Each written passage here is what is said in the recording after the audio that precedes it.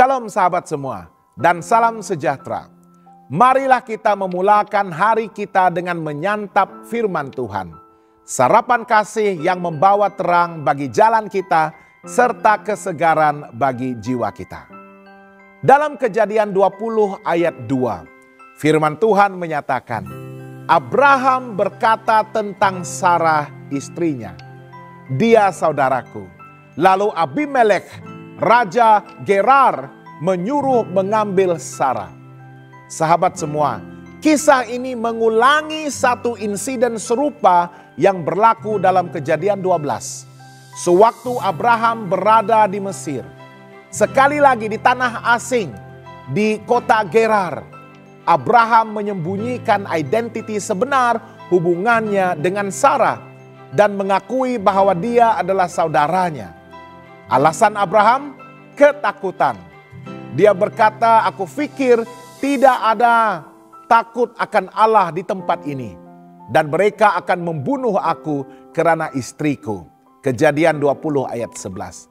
Bahkan seorang bapa iman seperti Abraham masih boleh gagal ketika ketakutan menguasai hatinya. Ketakutan boleh melemahkan iman dan mendorong kita kepada kompromi serta tindakan yang tidak benar. Mengapakah Abraham berbohong lagi? Abraham mungkin trauma dengan pengalaman sebelumnya. Dia tidak mahu mengambil risiko kehilangan nyawa karena kecantikan Sarah. Walaupun secara teknikal Sarah memang saudara tirinya dalam Kejadian 20 ayat 12. Namun intipati pernyataan itu tetap menyesatkan. Kadangkala kita berdalih dengan setengah ataupun separuh kebenaran untuk menyelamatkan diri kita sendiri. Namun kebenaran yang tidak disampaikan secara jujur tetap adalah satu pembohongan. Tindakan Abraham telah menyebabkan Abimelekh hampir berdosa tanpa menyadarinya. Tuhan menutup semua rahim dalam rumah tangga Abimelekh. Kejadian 20 ayat 18.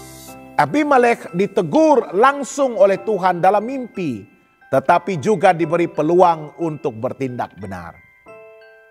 Yang menariknya, meskipun Abraham yang bersalah, Tuhan tetap menyebutnya sebagai nabi dan menyuruh Abimelekh memintanya berdoa untuk kesembuhan. Kita rujuk dalam Kejadian 20 ayat 7. Ini menunjukkan Tuhan tetap setia kepada perjanjiannya dengan Abraham. Walaupun Abraham sendiri belum sempurna, Tuhan tidak mengingkari janjinya walaupun kita kadang-kadang gagal. Namun kita tetap harus bertanggung jawab atas pilihan kita. Abraham telah melihat mujizat Tuhan, mendengar janjinya secara langsung, dan berjalan begitu lama dengannya. Namun ketakutan lebih besar daripada kepercayaannya pada waktu itu. Ini menggambarkan iman bukanlah kekuatan tetap, tetapi sesuatu yang perlu dibina dan diuji. Bahkan orang benar pun boleh jatuh. Namun mereka juga boleh belajar, boleh bertumbuh dan diteguhkan kembali. Kita harus sadar bahwa kerohanian bukan tentang tidak pernah jatuh, tetapi tentang bagaimana kita merespons ketika kita jatuh. Tuhan tidak mencari kesempurnaan, tetapi ketaatan yang tulus dan pertobatan yang sejati. Walaupun Abraham bersalah, Tuhan tetap campur tangan untuk melindungi Sarah, janjinya dan masa depan keturunan Abraham. Ini adalah kasih karunia Tuhan. Dia menjaga Sarah daripada dinodai. Dia memberikan peringatan kepada Abimelekh dan dia memulihkan keadaan melalui doa dan pengakuan. Bahkan dalam kelemahan kita pun Tuhan masih bekerja untuk kebaikan kita dan bagi kemuliaannya.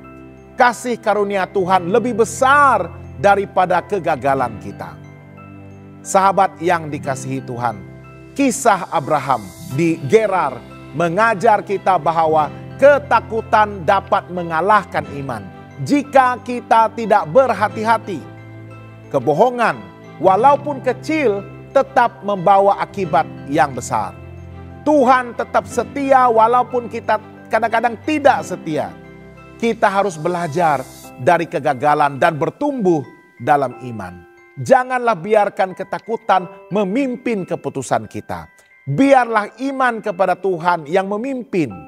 Tuhan yang memelihara Abraham juga akan memelihara kita. Bahkan ketika kita belum sempurna.